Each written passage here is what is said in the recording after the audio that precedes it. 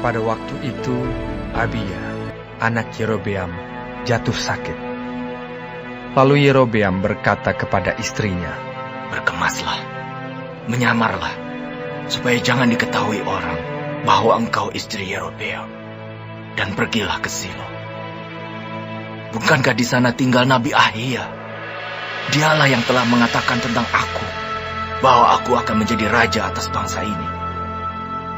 Bawalah 10 roti, kue kismis, dan sebuli-buli air madu, dan pergilah kepadanya. Dia akan memberitahukan kepadamu apa yang akan terjadi dengan anak ini." Istri Yerobeam berbuat demikian. Ia berkemas, pergi ke Silo dan masuk ke rumah Ahia. Ahia tidak dapat melihat lagi, sebab matanya sudah kabur karena ia sudah tua. Tetapi Tuhan telah berfirman kepada Ahia, bahwasanya istri Yerobeam datang untuk menanyakan kepadamu perihal anaknya, sebab anak itu sedang sakit. Begini-begini harus kau katakan kepadanya. Ketika perempuan itu masuk, berbuatlah ia seolah-olah ia orang lain. Tetapi segera sesudah Ahia mendengar bunyi langkah perempuan itu, sementara melangkah masuk pintu, berkatalah ia, "Masuklah, hai istri Yerobeam. Mengapakah engkau berbuat seolah-olah engkau orang lain? Aku disuruh menyampaikan pesan yang keras kepadamu. Pergilah, katakan kepada Yerobeam, beginilah firman Tuhan Allah Israel.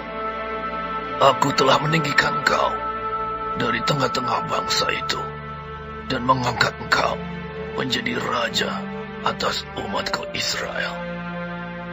Aku telah mengoyakkan kerajaan dari keluarga Daud dan memberikannya kepadamu. Tetapi engkau tidak seperti hambaku Daud, yang tetap mentaati segala perintahku dan mengikuti aku dengan segenap hatinya, dan hanya melakukan apa yang benar di mataku. Sebab engkau telah melakukan perbuatan jahat lebih dari semua orang yang mendahului engkau, dan telah membuat bagimu Allah lain dan patung-patung tuangan, sehingga engkau menimbulkan sakit hatiku. Bahkan engkau telah membelakangi aku.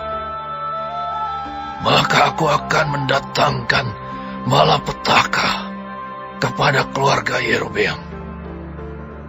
Aku akan melenyapkan daripada Yerobeam setiap orang laki-laki, baik yang tinggi maupun yang rendah kedudukannya di Israel.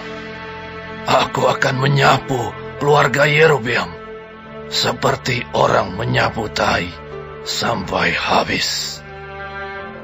Setiap orang daripada Yerobeam yang mati di kota akan dimakan anjing, dan yang mati di padang akan dimakan burung yang di udara. Sebab Tuhan telah mengatakannya. Tetapi bangunlah dan pulang ke rumahmu pada saat kakimu melangkah masuk ke kota. Anak itu akan mati. Seluruh Israel akan meratapi dia, sebab Israel akan meratapi dia dan menguburkan dia, sebab hanya dialah daripada keluarga Yerobeam yang akan mendapat kubur. Sebab di antara keluarga Yerobeam hanya padanyalah terdapat sesuatu yang baik di mata Tuhan Allah Israel. Dan Tuhan akan membangkitkan baginya seorang raja atas Israel yang akan melenyapkan keluarga Yerobeam seperti kenyataan sekarang ini. Kemudian Tuhan akan menghajar orang Israel sehingga tergoyah-goyah seperti gelagah di air, dan ia akan menyentakkan mereka daripada tanah yang baik ini, yang telah diberikannya kepada nenek moyang mereka. Ia akan menyerahkan mereka ke seberang sungai Efrat sana. Oleh karena mereka telah membuat tiang-tiang berhala mereka, dan dengan demikian menyakiti hati Tuhan. Ia akan lepas tangan terhadap orang Israel oleh karena dosa-dosa yang telah dilakukan Yerobeam dan yang mengakibatkan orang Israel berdosa pula. Sesudah itu bangkitlah istri Yerobeam dan pergi. Lalu sampailah ia ke Tirza. Pada saat ia masuk melangkahi ambang pintu rumah, matilah anak itu. Mereka menguburkannya, dan seluruh Israel meratapi dia sesuai dengan firman Tuhan yang diucapkannya dengan perantaraan hambanya, Nabi Ahia. Selebihnya dari riwayat Yerobeam, bagaimana ia berperang dan bagaimana ia memerintah, sesungguhnya semuanya itu tertulis dalam kitab sejarah raja-raja Israel. Lamanya Yerobeam memerintah ada 22 tahun.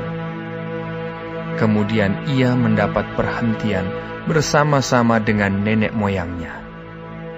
Maka anaknya menjadi raja menggantikan dia.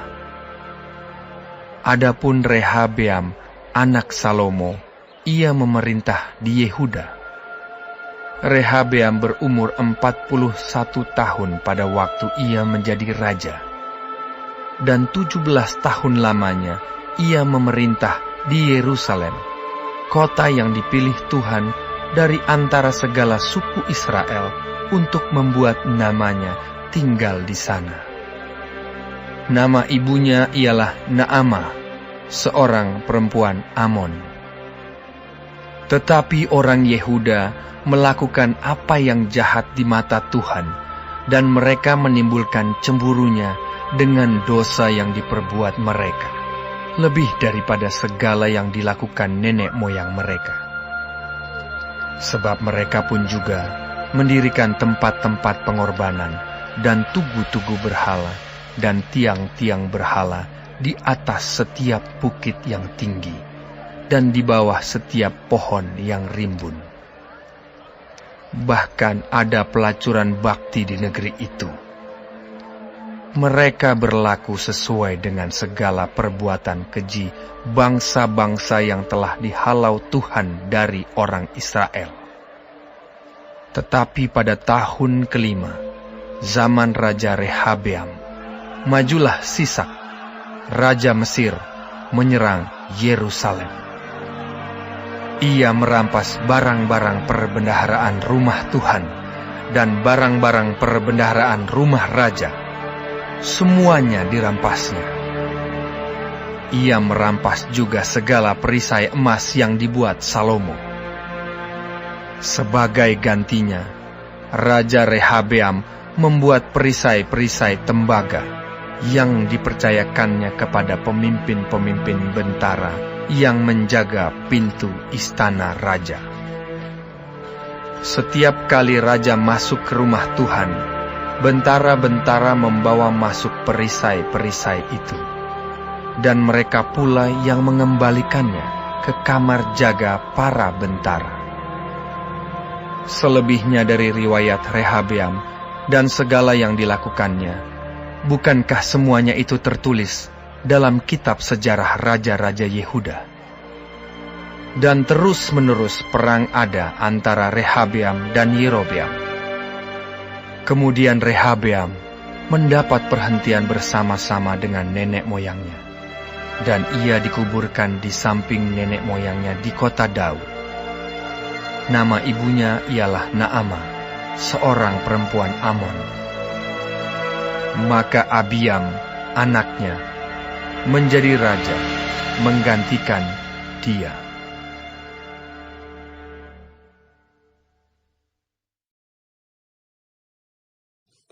Shalom semua jemaat Tuhan. Kembali kita di dalam pendalaman Alkitab Clear Sight. Sekarang kita sudah memasuki kitab 1 Raja-Raja 14. Tuhan Yesus memberkati. Orang yang pernah mendapat belas kasih Tuhan, namun dalam hidupnya kemudian melawan Tuhan adalah orang durhaka. Dan ketika kesulitan datang, bertindak secara diam-diam, meminta pertolongan Tuhan tanpa benar-benar bertobat, itu adalah kemunafikan. Jerobeam telah durhaka kepada Tuhan, mendirikan patung lembu emas dan mezbah untuk menyembah patung itu, dan membuat bangsa Israel berdosa, mengkhianati perjanjian Sinai, dan seorang abdi Allah menubuatkan penghancuran baginya. Tetapi Jerobeam tidak bertobat, dan akhirnya anaknya sakit. Ia mencari Tuhan melalui Nabi Ahia. Jerobeam mengutus istrinya dengan menyamar untuk mengelabui Ahia. Secara fisik, Ahia memang buta, tetapi rohaninya tidak buta. Dan Allah menyatakan muslihat Jerobeam dengan jelas kepada Ahia. Mencari pertolongan Tuhan itu tidak salah, tetapi hendaknya ketika kita meminta pertolongan Tuhan, itu disertai dengan pertobatan, penyesalan akan dosa-dosa, dan bertekad dengan setia untuk melakukan kehendak-Nya. Jerobeam ini berbeda. Dia hanya mencari pertolongan Tuhan, tetapi tidak disertai dengan pertobatan. Akibatnya yang didapatkan adalah hukuman dari Tuhan. Anaknya tidak sembuh. Kerajaannya akan jatuh ke tangan orang lain. Dinastinya akan berakhir. Dan Israel pun dihukum dengan diserahkan ke seberang sungai Efrat dan diacuhkan oleh Tuhan karena dosa-dosa mereka. Tuhan menolong kita untuk tidak menjadi orang yang munafik, karena orang yang munafik pasti akan dihukum oleh Tuhan. Rehabeam adalah anak Salomo, ini pun melakukan apa yang jahat di mata Tuhan dan mengakibatkan kerajaan Yehuda berdosa. Dosa-dosa kerajaan Yehuda yaitu adanya penyembahan berhala dan ritual penyembahan berhala yang menjijikkan dengan mencampurkan dosa seksual ke dalam ibadah. Dosa ini menajiskan tanah perjanjian. Itu sebabnya Allah menghukum mereka. Di mana Raja Sisak dari Mesir merampas kekayaan bait Allah yang dibangun mewah oleh Salomo. Sehingga kemewahan dan kemegahan bait Allah maupun istana raja hilang. Ini menandakan Israel kehilangan kemuliaan Tuhan. Perbuatan dosa pasti mendatangkan hukuman. Hanya dengan pertobatan yang sejati kita bisa menghampirinya. Kiranya Tuhan menolong kita untuk senantiasa selalu taat untuk melakukan kebenaran firman Tuhan di dalam setiap kehidupan kita. Amin. Tuhan Yesus memberkati.